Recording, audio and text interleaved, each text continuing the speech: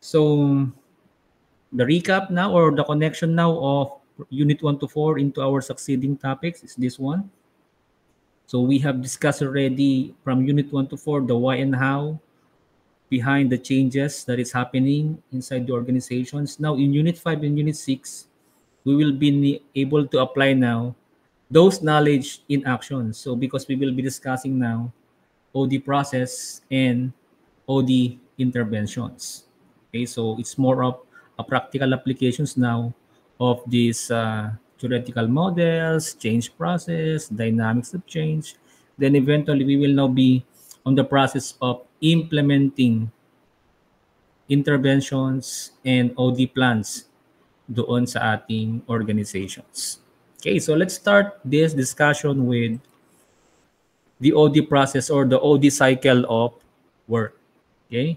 So technically, meron siyang 5 steps dyan or phase, which are the following: entry and contracting phase, diagnostic phase, intervention phase, evaluation, and then termination. So itong model na to, mostly ginagamit to kapag ikaw ay isang OD practitioner. Okay? But this could also be applicable if you are an internal OD or ikaw yung isa sa mga OD focal person ng inyong organization. Or pwede rin gamitin ito ng mga directors, ng mga managers if they are going to implement organizational change. Okay? So it's a process of entry and contracting, and then diagnosing what is the real issue, and then based on the issue you will be providing interventions, and then of course you will be evaluating that intervention if you were able to attain the change that you planned, and then the OD practitioners or the OD team will be able to help the organization kahit na umalis na sila, magtutuloy-tuloy pa rin yung sustainability ng change initiative na yan. So ito yung pag-uusapan natin today, the OD process. So let's start with the entry and contracting phase. So the entering and contracting phase, we will be tackling muna itong entering into an OD relationship. Okay. So the OD process, nag-i-start yan generally when a member of an organization or unit contacts an OD practitioner, an OD expert, and asks for potential help in addressing organizational issue. So yung member na yan, pwede siyang isang manager, isang staff, o kaya isang leader sa organization na nag-seek ng help sa isang OD professional, pwedeng inside yan or outside the organization. And then this two-party will be entering into an OD relationship. Okay, so there are 3 steps here in entering into an OD relationship, or 3 key activities, which are clarifying the organizational issue, determining the relevant client, and selecting an OD practitioner. Okay, so in this step, the OD practitioner may needs to collect some preliminary data about the organization. Okay, so there will be some form of data gathering, information gathering, okay, from the practitioner and also from the organization, because they will be also selecting an OD practitioner. So let us individually discuss these key steps in entering into an OD relationship. So the first step is clarifying organizational issue. Okay? So normally meron tayong tinatawag na presenting problem. Ano ba itong presenting problem? So ito yung issue that has caused the organization to consider an OD process. Okay? So what is the current issue? What is the presenting problem? So pwedeng example natin dito is pwedeng decrease market share, increase absenteeism, okay, rapid growth, need for adaptation for change. That prompts them to seek OD assistant. Okay? So yan yung key activity dito sa clarifying organizational issue. And then, from that point, papasok ngayon dito dun sa clarification of the organizational issue. When seeking help from the OD practitioners, organizations nag-start typically with the presenting problem. Okay? And this is the issue that has caused them to consider an OD process. Okay. And then eventually, yung OD practitioner will perform some preliminary data collection. So, ano ba ang objective natin dito sa OD process? Ano yung mga possible methods na gagawin niya? Ano yung duration? And there is this, ang outcome dito is to provide basic information necessary to decide whether to proceed with a formal contract. Okay? Yan yung first stage ng entering into an OD relationship. And this will be followed by determining the relevant client. So if yung issue na yan is part of OD na pwedeng ma-solve through an OD process, they will now be determining the relevant client. So they will be determining sino ba yung mga members within the organization na merong direct impact dito sa issue na to. Okay? So pwede siguro mag-solve ng problem or how to improve a successful unit. So it's more of determining sino yung magiging part ng OD team and sino yung mga members ng organization who will be affected with this OD process. Okay. This is a relevant step so that you could find support and commitment which is essential for successful OD process. So, pwede ka rin mag-expand ng client definition dyan.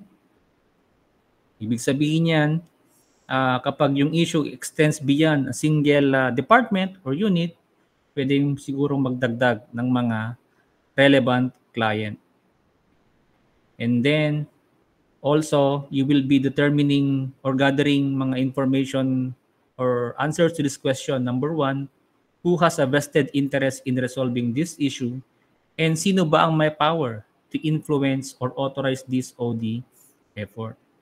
Para malaman mo kung ano yung mga tatanungin mo, sino yung kakausapin mo, sino yung bibigyan mo ng attention, sino yung ko-convince mo na kailangan ng OD effort in this issue. Okay? And the third activity in entering into an OD relationship is the selection of OD practitioner. Okay.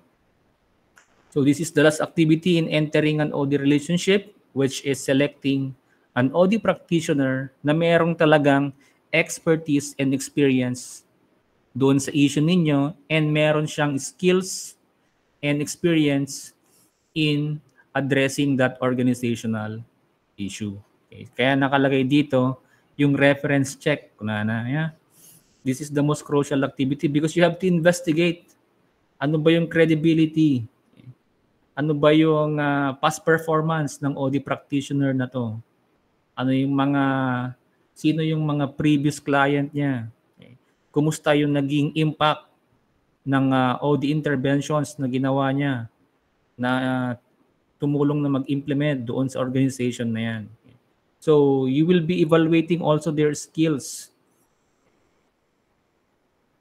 And dapat meron din siyang professional affiliations. And on this activity, you will be asking also the OD practitioner to create an OD proposal. Okay, dapat mag-submit siya nito para makita mo kung ano yung magiging steps niya, ano yung magiging plan niya to solve that organizational issue. Okay. And we have here a table kung ano ba yung mga elements ng effective OD proposal. Okay. So dapat merong objectives of the proposed project, proposed action plan, roles and responsibilities, and nakalagay din dapat yung mga recommended interventions, fees, terms, and conditions para alam mo kung magkano ang babayaran mo dito sa OD practitioner na to. So let's say, for example, we have here a situation. Okay, try to assess if this scenario demonstrate yung mga key steps involved in entering an OD relationship. So Heartland Healthcare, to prolong wait. So, and they engage an external audit consultant named Jane Doe. The initiative started with Jane conducting a preliminary data collection phase, which involved a thorough review of existing patient satisfaction surveys, complaint logs, interviews with key staff members. This foundation work conducted over several days aimed to capture a holistic view of the issues from multiple perspectives within the hospital, confirming the necessity for targeted OD interventions. Then Jane Doe was selected. So engage muna and then siya yung na-select due to her robust background and successful track record handling challenges in the healthcare sector.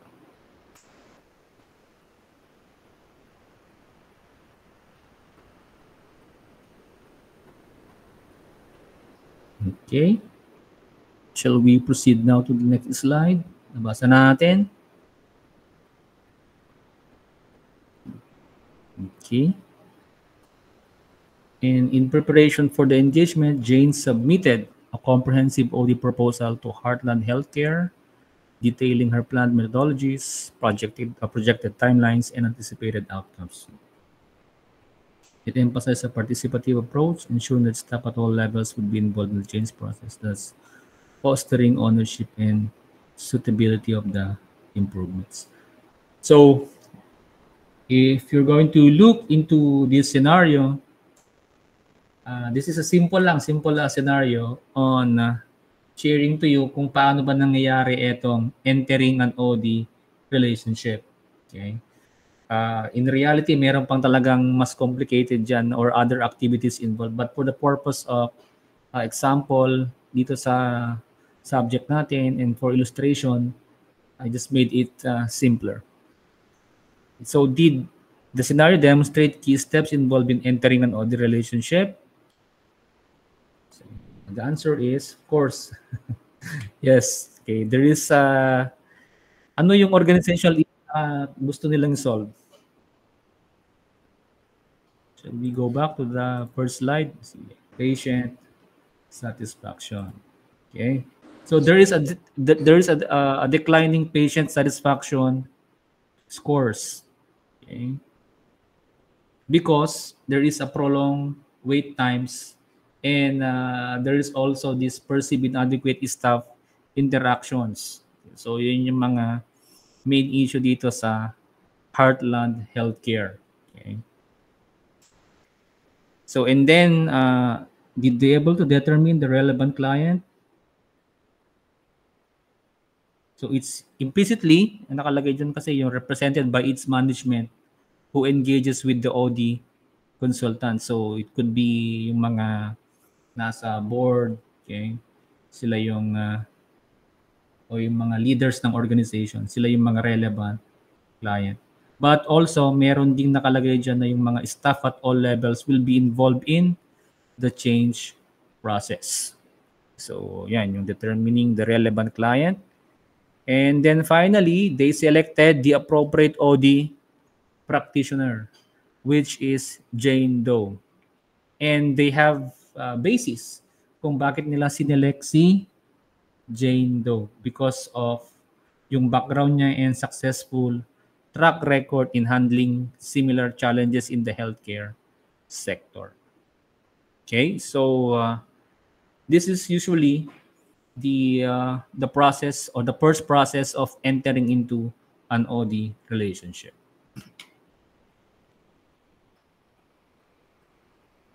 Okay, then after entering into an OD relationship, kapag maayos naman yung usapan nila ni OD practitioner at ng organization, they will be entering or developing now a contract. Okay, so there must be a formal contract na kailangan nilang permahan. Okay, there must be formal written documents that they are entering into OD process. Okay? So, minsan hindi lang talaga enough na verbal agreements. Dapat meron kayong formal and written documents. It could be a MOA. Ano pa ba yung mga pwedeng magamit dito? Engagement letter, sir? Possible din, yung engagement letter, kung consultancy yan.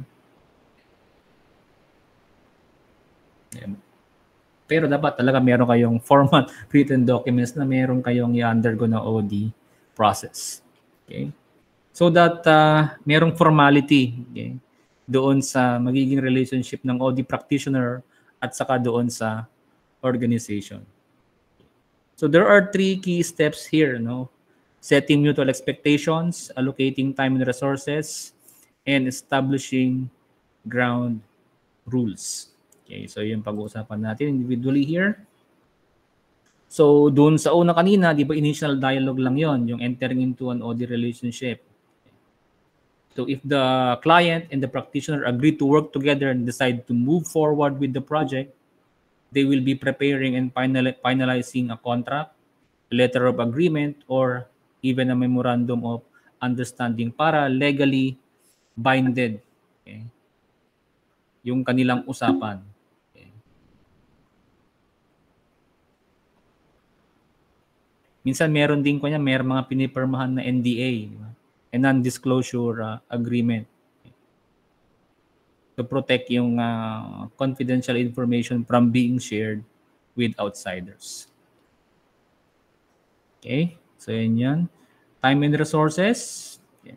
So both parties must commit necessary time and resources. Ano ba yung duration? Ano yung day o month? Ilang araw yan? Ano yung mga times na pupunta siya dun sa organization to gather information? Okay. Ano yung period? So yung project duration and timeline will be considered here. Also yung mga billing, reimbursement, mga fees. And even yung mga requirements will be discussed here, and you will be establishing ground rules. Okay, so especially on addressing confidentiality, involvement in personal issues, termination of relationships, and decision-making approaches. Okay. So another example, let's continue with Heartland Healthcare. Example of developing a contract. Let's try to read this once again. Okay. So again, there is this mutual expectation. Meron silang contract na ginawa. Okay. So nakalagay doon sa contract na yan, yung kanilang target. Ano ba yung target nila? To enhance satisfaction scores by 20% within a year. Okay. So yan. Time and resources were also discussed. Okay. So Jane committed a specific number of on-site days each month. Okay. Tapos meron siyang analytical support from her team. Ayan. Financial commitments were also outlined, even the consultation fees and potential costs for additional resources that might be required. And then lastly, we have here the ground rules. Okay, established. This includes strict confidentiality clauses to protect patient and organizational data. Nakalagay din dyan kung paano ma-terminate yung kanilang relationship if outcomes were not met as per predefined checkpoints, ensuring accountability on both sides. Okay?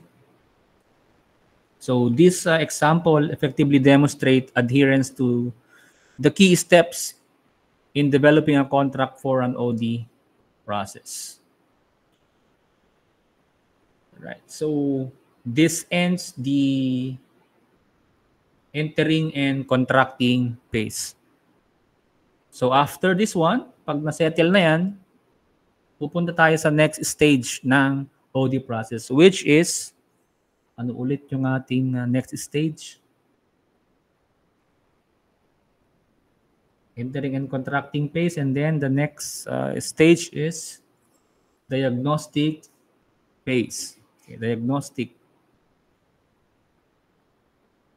So ito na yung process where we are going to understand the system's current functioning. So we will be collecting pertinent information about the existing operation, as well as analyzing yung mga data and drawing conclusions about the reasons for current performance and the potential for change and improvement.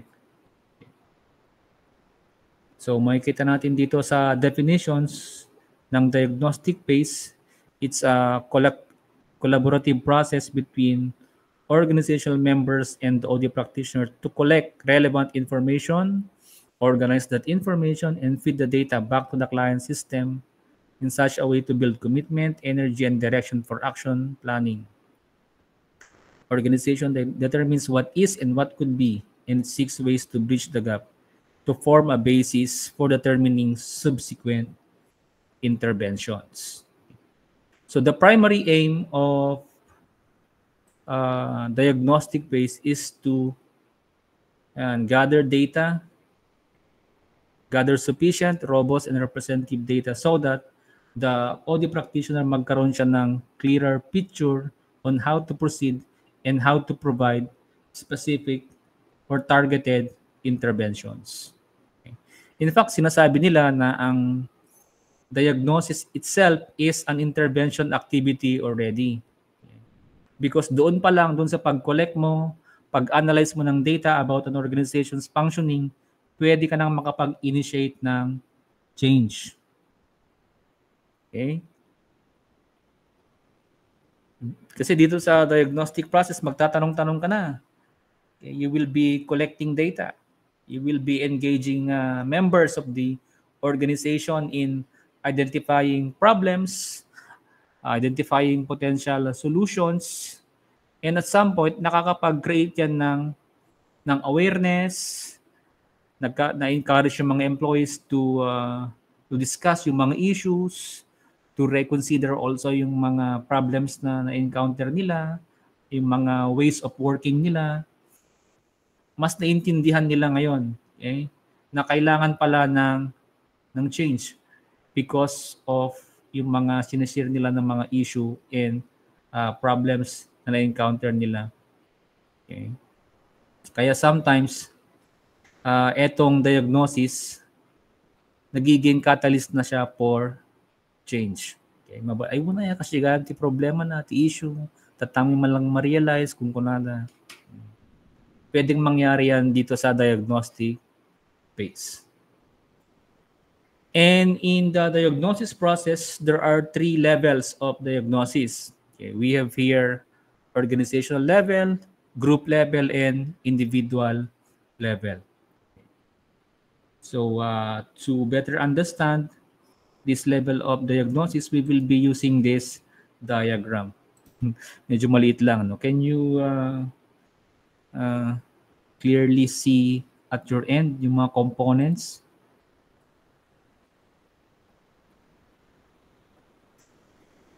So identifying the precise level of diagnosis within the organization is crucial. Di ba?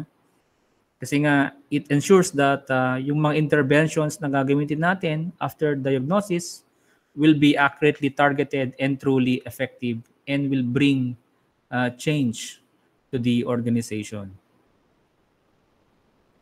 So, pag na-determine natin kung ano ba talaga yung problema, organization level ba yan, group level ba yan, or individual level, we could tailor na yung ating mga interventions to meet the distinct needs ng organization.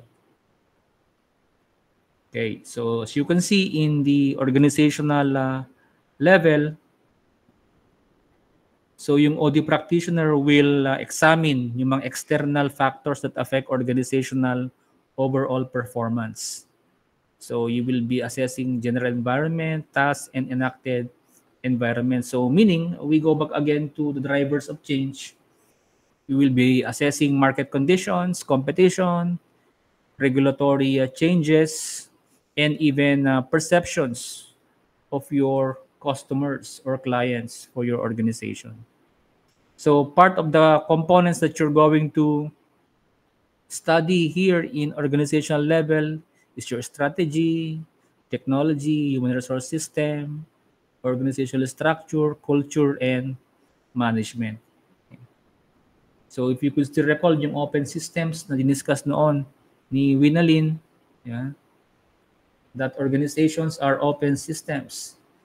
They are being affected by their environment.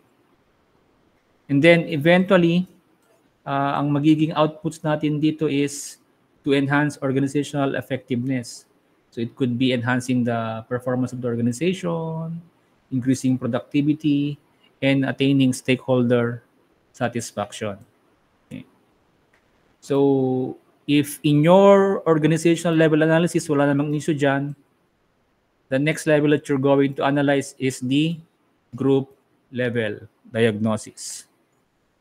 So now the focus of this analysis is on organizational design and culture that influence group dynamics kasi nga group level. Kaya nga tinitignan mo dito yung mga ano ba yung task structure natin, clear ba yung mga goals ng mga teams, team functioning, ano yung ating mga group norms and group composition. So, ang aim ng analysis na to is to pinpoint group level issues that might be affecting team cohesion, productivity, and overall satisfaction. Kumusta ang inyong teams or yung mga departments ninyo sa inyong mga organization? Is there team effectiveness in your respective organizations or departments? Wala bang issue in terms of group cohesion, group dynamics? Kasi most of the interventions siguro na naririnig nyo kapag OD is mga team building, di ba? Yan yung pinaka-common. So maybe the problem is more on a group level kapag ang interventions ninyo is on team building. Okay? And then lastly, we have here naman the individual level of diagnosis. Okay. So you will be looking into individual attributes and job design factors. So ito yung mga scrutinize natin dito. So we will be assessing if individuals have clear task identities, if they have sufficient skill variety, meron bang autonomy, and if the work is being seen as significant.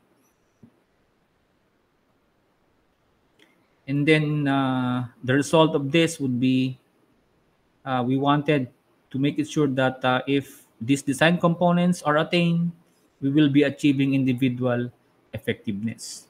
Kasi pag hindi na-attain tong mga to, it could result into job dissatisfaction, lower level of performance, increased absenteeism, and lower level of personal development if these are not going to be provided by the organization. So it's more of job design that we context the individual level.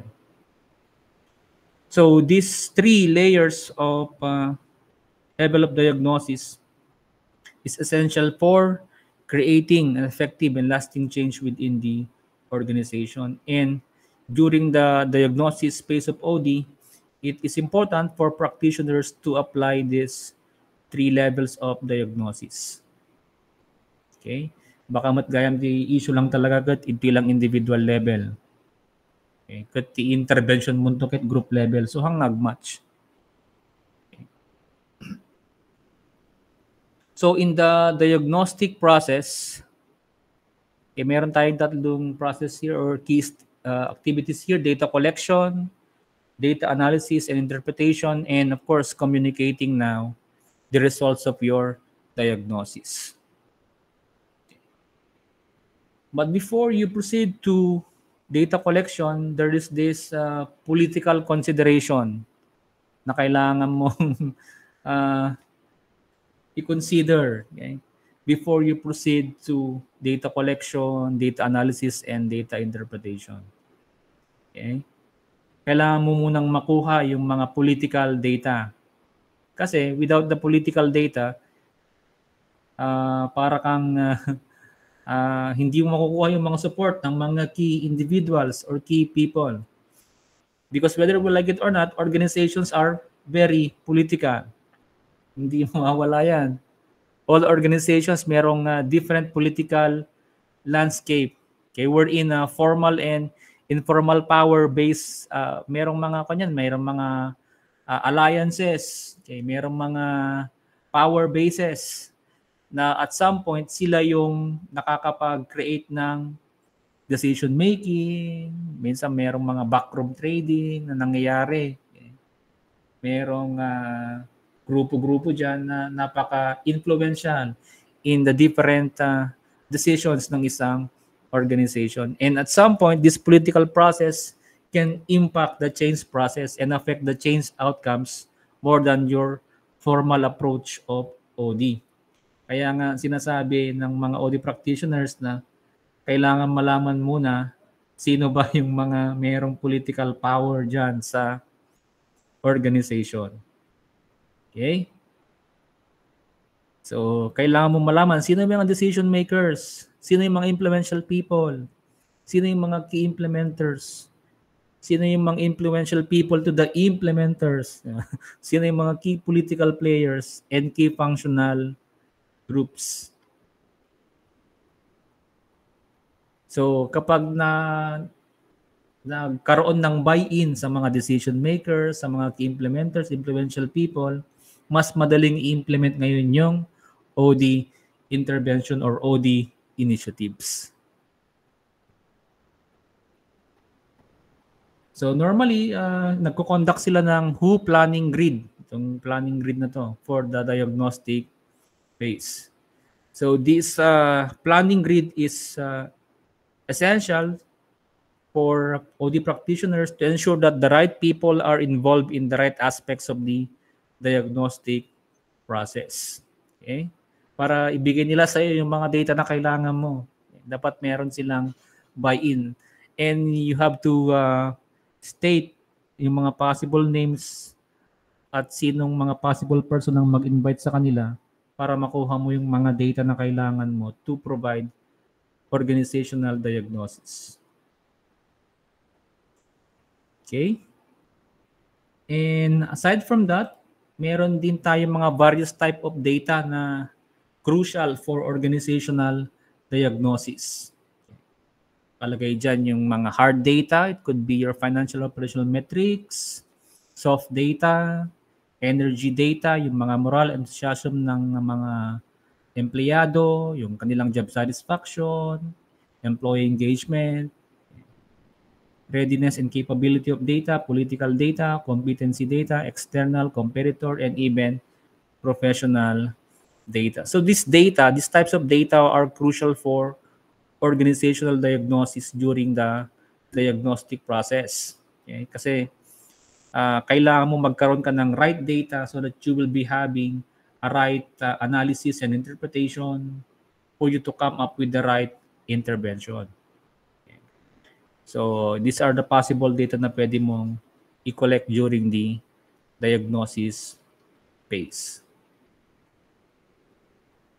Right? And then proceed na tayo sa data collection, the first step in our activity in the diagnostic process. So you will now be collecting data from three sources: the decision makers, the focal group, and the internal external groups who will be affected by the change process. So possible na data collection methods are the following: survey and questionnaires, interviews, observations, and unobtrusive measures. Okay, I know you're familiar with the survey, interviews, and observations. Okay. Ano ba itong unobtrusive measures? This is a method of collecting data na hindi kailangan ng direct interaction with the participants. So ito yung mga possible ng mga data ang kino-collect dito. Yung siguro yung archival research, you will be looking into the business performance records, employee records, employee turnover rates, past surveys, reports, para ma-determine mo yung mga trends and patterns ng organizational performance and siguro mga employee satisfaction, mga ganun. Pwede rin siguro yung content analysis. Okay.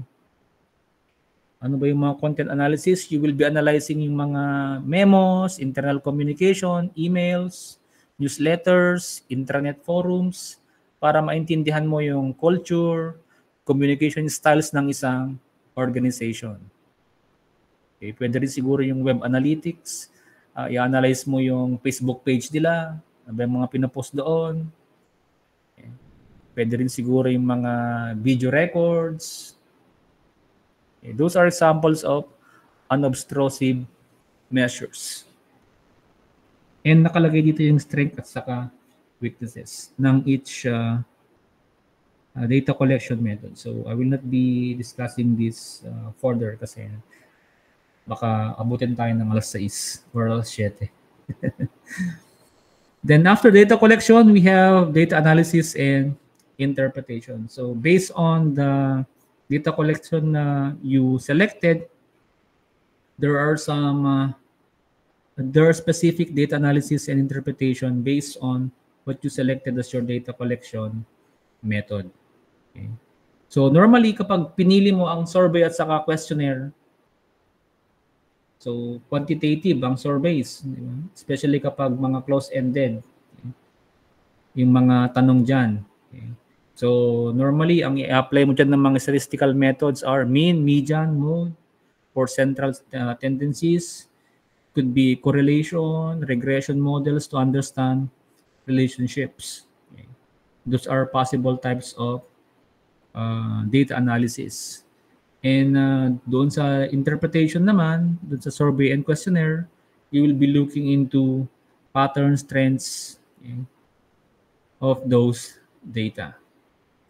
Interview. So medyo mas mahirap ito na i-analyze. Okay. So normally, nagko-conduct tayo dyan ng thematic analysis. Kung ano ba yung mga recurring themes. Observations. So behavioral coding to quantify observed actions, time motion studies, and interaction analysis. And yung mga possible na data analysis. And data interpretation, how actual behaviors reflect on organizational processes and workflows. And doon sa unobtrusive measures, content analysis and trend analysis ang pwedeng data analysis dyan. Okay. So you will be looking into the norms and values and read between the lines of this non-reactive data. So examples of this method and analysis and interpretation are stated in this table. Okay. So I'll just be providing you this copy. And then after data analysis and interpretation, pwede mo nang i-communicate ngayon yung diagnosis results. Okay. So sabi ni Nolan, feedback at best creates energy and direction for change. I think this is one of the most important step in diagnostic process, yung pag feedback mo ng diagnostic information to the client organization. Okay. So you can see in this diagram, palaki natin.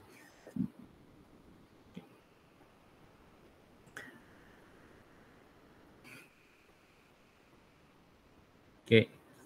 So once you provide a feedback, ang gusto natin mangyari dito is yung feedback na yan mag-produce ng energy.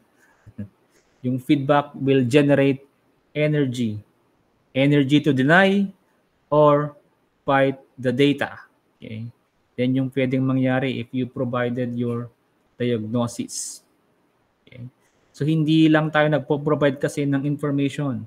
When we providing feedback, it creates potential.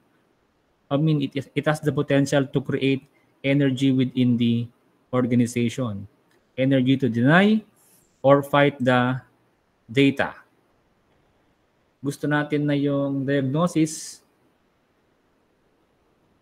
ay makakapag-create ng yung thinking on the part of the client. Ganito pala yung nangyayari. Okay?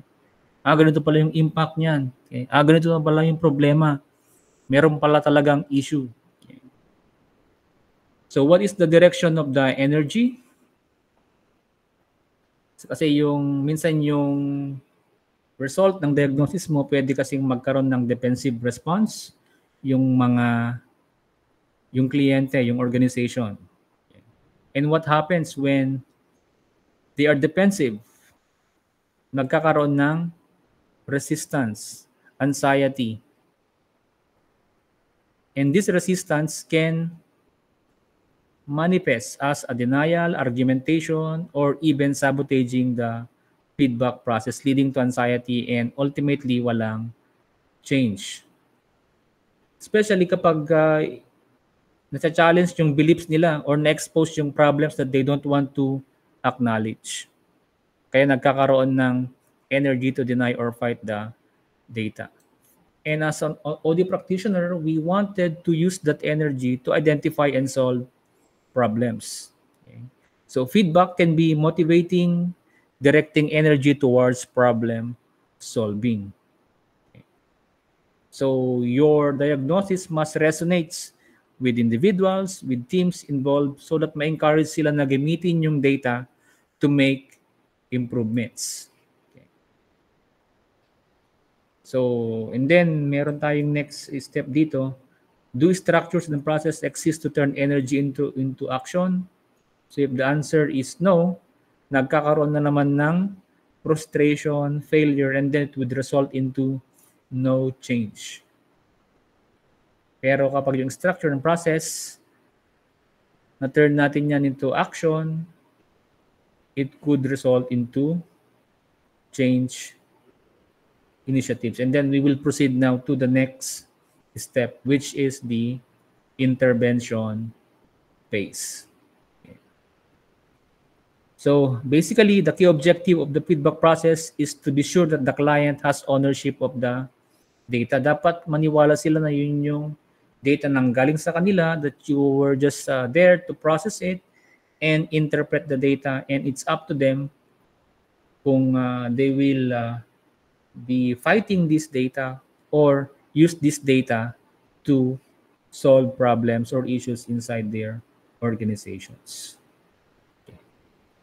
So when you are communicating diagnosis result, merong binigay si Cummings and Worley 2008 na content ng mga feedback data. So it should be relevant, understandable, descriptive, verifiable, timely, limited, significant, comparative, and unfinalized. So i-explain ko na lang itong pinaka-last, yung unfinalized, kasi sa akin ito yung pinaka-importante na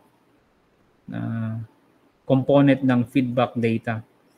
So ang ibig sabihin ng unfinalized is that you are just using the data, okay, to initiate discussion and encourage collaborative problem solving. Okay? Hindi mo siya present as final word. Ito yung lumabas, ito gawin nyo. Hindi ganun yung statement mo dito. Okay? So, your feedback should start a conversation, not end it. Okay? You just present the data as open to interpretation and discussion. Okay? Because kapag inopen mong ganun, it will invite collaboration and collective problem solving. Okay? So, pag present mo yung data, you might be asking questions such as, what surprises you about this data? What do you think about this data? What do you think about this trend? What do you think are the reasons of this trend? Para mga ganun na mga statement yung word mo dapat if you are providing or communicating the diagnosis results. Okay? So let's go back again to Heartland Healthcare. So ano yung kanilang data collection method? They have surveys, focus group, observations, and document reviews. Okay?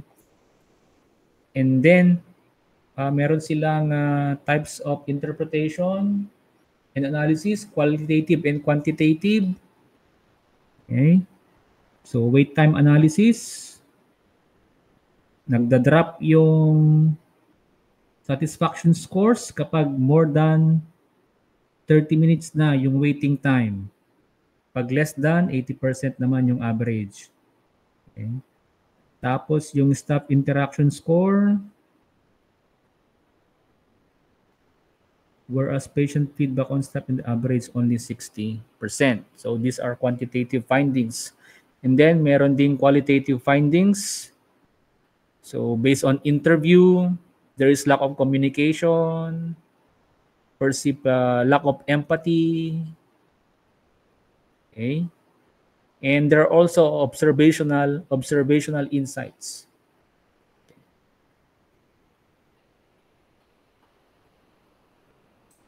And then the consultant and the practitioner, ito yung mga interpretations niya, impact on wait times, communication gaps, and resource allocations. Tapos si Jane nag-present ng kanyang diagnostic report. So present niya sa mga stakeholders. Nagkaroon din siya ng interactive discussion sessions kung saan diniscuss nila and nag-reflect yung mga stakeholders dun sa findings and express yung kanilang views and concerns. And then in-integrate yung feedback na yan to refine the understanding of the issue and adjust the recommendation for interventions. And then nagkaroon din ng documentation of feedback and adjustments and distribution of the final diagnostic reports, and meron din siyang follow-up communications para ongoing pa rin yung dialogue and engagement across organizations as they move into the intervention phase. Okay, so yun yung diagnosis step sa OD process. Now let's proceed to the intervention phase. Okay. So this is where action is going to be done already. Okay. So napakaraming definition ang intervention. Okay. Say Chung, Judge, Cummings, French and Bell, but all of these definitions would tell us that interventions are deliberate and purposeful. Ibig sabihin, hindi sila random actions, but rather they are carefully designed activities intended to create positive change. Okay? So it is goal-oriented and client system focus. So ito yung mga components ng isang OD intervention. So refers to a deliberate process within an existing organizational systems that carefully designed and structured intended to challenge and alter the current norms, behaviors, processes, culture of the organization. Okay? So you will be entering into a system. So ibig sabihin yan, OD interventions will actively engage with the existing workflows, relationships, and structures within the organizations. Okay, they are structured and planned. They are premeditated based on the assessments and diagnosis phase. Okay, and then they're also targeted. Ibig sabihin, meron siyang clear focus kung para saan ba yung intervention na yan, para sa individuals ba, para sa teams, or para doon sa whole organization. And all the interventions are intentionally being done to disrupt the current patterns that may be ineffective or unhealthy for the organization. So it's more of the breaking away from complacency and for encouraging growth, so that you will be able to shift towards a different state or to your desired future state. Okay, so it's a transformational journey that the intervention seeks to facilitate. And lastly, the ultimate goal of OD intervention is to improve and develop not just individuals but organization as a whole. So we will be having a deeper discussion on interventions on Unit 6. So these are just examples of OD intervention, pwedeng leadership development program, introduction of new performance management system, a team building retreat. Yan, yung pinaka-common siguro na encounter na ninyo na type of OD intervention, organizational culture shift initiative, and even implementation of cross-functional teams. So anyway, we will be discussing OD interventions in a deeper way in Unit 6. Then time. Criteria for effective OD interventions. Number one, it must be collaborative and iterative process. So ibig sabihin yan, yung OD intervention is a joint effort between the OD practitioner and the organization. Okay, para ma-ensure natin na yung intervention na yan ay relevant para sa ating client. It's also their choice. Okay? And para magkaroon ng buy-in from people who will be affected by this OD intervention. Iterative means yung intervention mo should be revisited and refined as needed. Dapat merong kang adjustments to be made based on new information or feedback. Number two, there must be a client system autonomy. Okay? So, ibig sabihin yan, okay, dapat i-respect ng OD practitioners na makapili ng OD intervention, yung client. Okay? Ang role lang naman talaga ng OD is to provide guidance and support. But ultimately, yung client system should decide what is best for themselves. Then number three, an intervention should be intentional. Okay? So it must be based on clear understanding of the desired outcomes. Number four, it must be backed by three conditions. Merong valid information, pre-informed choice, and client's internal commitment to the choice made. Okay? And then lastly, isa ito sa pinaka-crucial, minsan mayroong mga OD practitioner para magmukhang magaling, kahit hindi naman akma yung intervention na yan doon sa issue, the level of issue that is being solved, nagbibigay siya ng hindi naman akma doon sa situation ng organization. So, OD intervention should be targeted at the level of the organization that is necessary to achieve its lasting change. Okay? So, pag nag-provide ka ng intervention, it should be introduced in such a way that it does not overwhelm the client system. Baka maganti capacity na for that type of organizational development interventions. Okay? And then these are the key steps or tasks in intervention phase. You identify what intervention is going to be used, and then magpa-approve ka sa inyong client, sa organization. You create the design and then seek for approval. And then once it's approved, implement mo yan. You also conduct piloting and training of internal staff before you proceed to interventions. And then if there are going to be some errors in the intervention, you will conduct troubleshooting and monitoring. And then lastly, we have here communication and evaluation, wherein you're going to communicate to all stakeholders about the progress and success of the interventions. So basically, ang objective naman talaga ng intervention phase is to implement na yung mga targeted changes effectively and ensure natin na yung intervention na yan is well received and integrated into the organizations. And meron tayong example dito ng intervention phase, pero I will just be giving you the PowerPoint and read the scenario of Heartland Healthcare in terms of intervention. Okay, last two steps na tayo. Evaluation phase and the termination phase. Hopefully matapos natin until 5:30.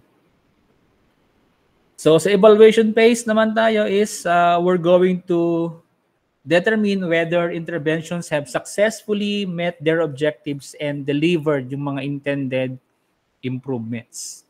Okay? So kung i-measure na natin dito, naging effective ba yung intervention? Okay? Tapos kung hindi naging effective, then you might be able to make some further adjustments to ensure that those intentions will be met. Okay. So these are the following tasks in the evaluation phase. So it's more of collecting and analyzing data, feedback gathering, assessing outcomes, identifying success and areas for improvement, reporting findings, and making informed decisions. So, nandito naman yung mga description. So, let me just share to you the OD evaluation model na pwede nating magamit in terms of evaluating OD interventions. So, normally, this Kirkpatrick and Phillips model is being used in training. But we could use this model also in evaluating the effectiveness of OD interventions. Are you familiar with this one? Baka si Winalyn familiar dito sa Kirkpatrick model. So, you will be evaluating reaction, learning, behavior, and impact of these interventions to individuals, groups, and organizations. But there is a last fifth level of evaluation, which is the ROI, return on investment.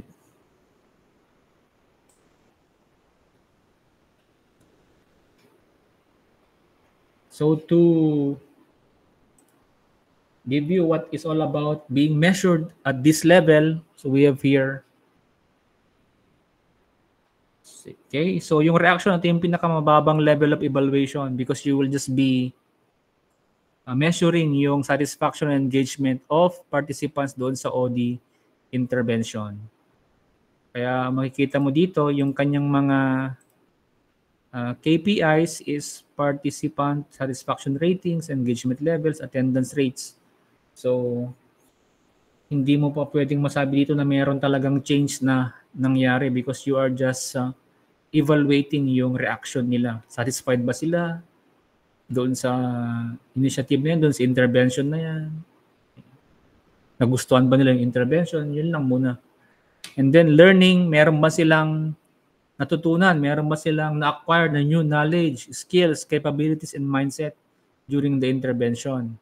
Kaya makikita mo dito sa KPIs, meron bang change in attitude scores, a number of new skills or tools adopted, pre- and post-intervention assessment.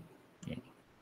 And then number 3, this is now behavior, the application now of these new capabilities and behaviors within the organization. So kung meron silang natutunan, meron silang nakuha na bagong capabilities and mindset, but are they able to apply this in the daily operations dun sa kanilang work? Kasi pag hindi na na-apply, di sayang lang yung natutunan nila. Okay? Then number 4, results. How does this intervention affect now the organizational performance? So mas higher na to. No? So kung naging masaya sila dun sa reaction, okay sa kanilang intervention, may natutunan sila, in-apply sa bagong trabaho, nakatulong ba to achieve yung mga organizational goals and objectives ng isang organization based on the change of their behaviors.